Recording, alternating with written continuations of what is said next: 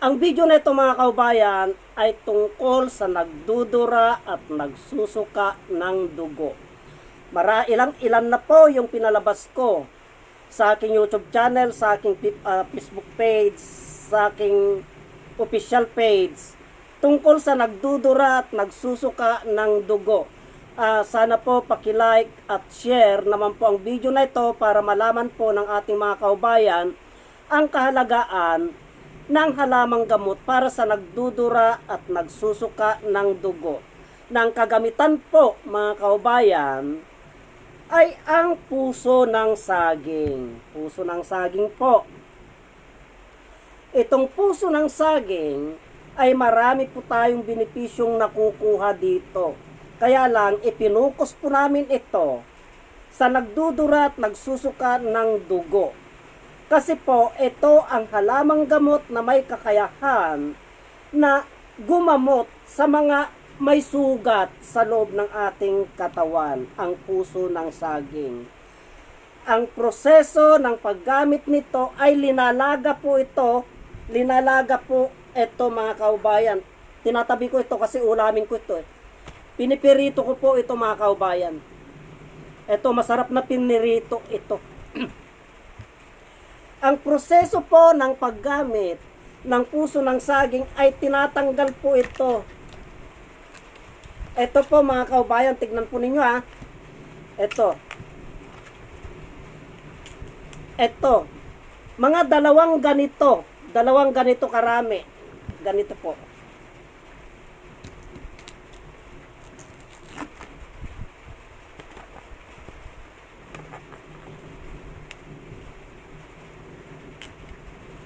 Ito lamang po mga kaubayan. Ilalaga po ito kasama po ng 5 dahon ng kaimito o star apple. Ito po. Ang gumagamot po nito, kung inyo pong nakikita, yung dagtan niya po na yan, ayan po, yan. Yan po. Yung pakla po niyan, yung pait po niyan, nahahalo sa tubig na pinakulo, at yung bisa po ng star apple, yung spirit po ng star apple, nahahalo dun sa tubig, ay yan po ay ang may kakayahan na gumamot sa mga may gasgas dito, sa lalamunan, sa baga, sa tiyan, yung sasakit na piorya. Yan, na siyang dahilan na pinanggagalingan ng mga pagdudura natin ng dugo. Siyang pinanggagalingan ng pagsusuka natin ng dugo, kaubo po natin. Yan po, hindi palibhasa, nagdudura at nagsusuka ng dugo ang isang tao, nakakonsentrate na po tayo lahat sa baga. Marami pong pinanggagalingan yan mga kaubayan, yung pagdudura at pagsusuka ng dugo.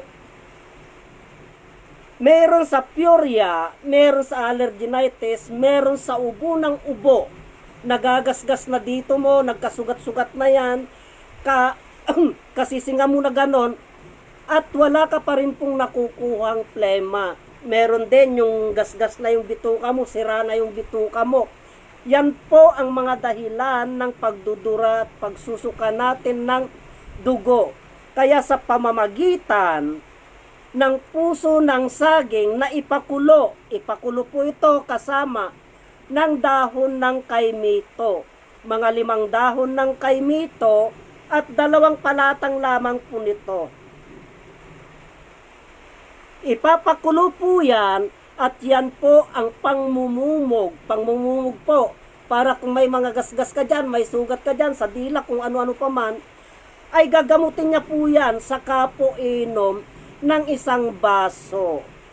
Araw-araw po yan. Kung gusto nyo naman po, umaga at gabi ang pag-inom niyan. Kung lagi na po kayong nagdudura at nagsusuka ng dugo. Pagkatapos po, ay pwede na po ninyong ulamin to. Katulad nito, ulamin ko ito. Kasi puro linaga ang aking iulam ngayon. Kung problema nyo yung pagdudura at pagsusuka ng dugo, sa loob ng ilang araw, baka hindi nyo po maubos ito.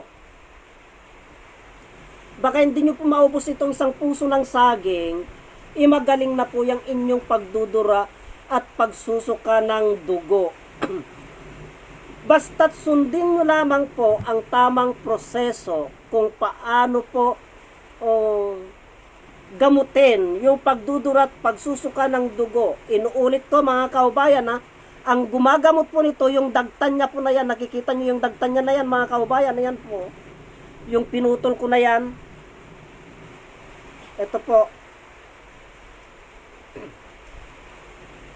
Puputulin ko po ito. Ayan po, yung dagtan niya na yan. Yan, may dagta po yan. Yan po ang gumagamot. Hindi po nakakalason ito kasi iginagamot din po namin sa ulcer at sakit ng tiyan ito at sa diabetic. Yung pakla po niyan, yan po ang kinukuha namin na panglunas sa mga karamdaman. Hindi po nakakalason yan, no? Masarap po, mapait, mapakla. Yung pakla niya na yan, yan, yan po ang gumagamot mga kaubayan. Baka sabihin nyo, nakakalason na naman kasi ang daming bumabatikos sa mga ipinapalabas kong mga video. Kaya nga po, paki-like at share naman po itong mga video na ito para malaman ng ating mga kaubayan ang kahalagaan ng puso ng saging. Dahil marami po tayong benepisyong nakukuha ito pag inabutan po kami ng pagdudumi. Masakit ang tiyan sa kabundukan at nakakita kami ng saging. Kinakain na namin po ito, sakit ng gamot ng tiyan. Yung pagdudumi, yung high blood, anti-cancerous din po yan kasi ito, yung bunga niyan, para sabihin ko sa inyong lahat mga kaubayan, yung bunga po nito, yan yung laman na yan ng saging, yan, anti-cancerous po yan. Madulas po yan. Sasagasaan niya lahat ng mga bukol-bukol sa loob ng tiyan. Sasagasaan niya yan, parang saluyot yan. Tapos, yung pakla nito, yan, yung pakla niyan, gamot naman sa sakit ng tiyan yan. Kung may mga sugat po tayo sa loob ng ating katawan, dito, kung may mga sugat po tayo, gawa ng ating pag-ubo-ubo, ito lamang pong katapat niyan mga kaubayan. Napakamura po. Halagang 20 pesos lamang sa palengke yan o halagang 20 pesos. Yan ha. Yung aking mga baser, hindi nakakalason to. Kinikilaw po namin yun.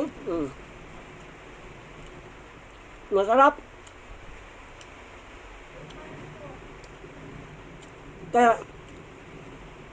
Kaya ang puso ng saging ay huwag po nating baliwalain mga kaubayan.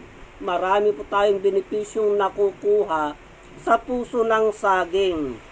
Kaya lang, ipinukos ko po ito sa nagdudura at nagsusuka ng dugo. Matagal na, may mga 2 years na mahigit. Ipinalabas ko na sa YouTube, sa aking official page, sa aking Facebook page noon. Pero marami pa rin pong hindi nakakaunawa tungkol sa kakayahan ng puso ng saging. Mga kaubayan, nasarapan ako ha.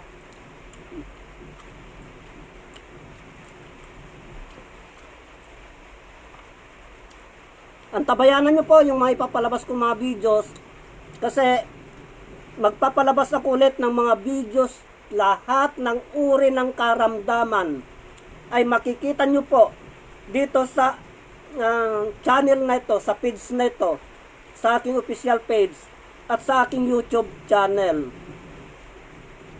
Kasi marami po akong mga ipapalabas na mga uri ng mga halamang gamot mga kaubayan. Kaya paki-like at share naman po ang mga videos na ito. Marami pong salamat.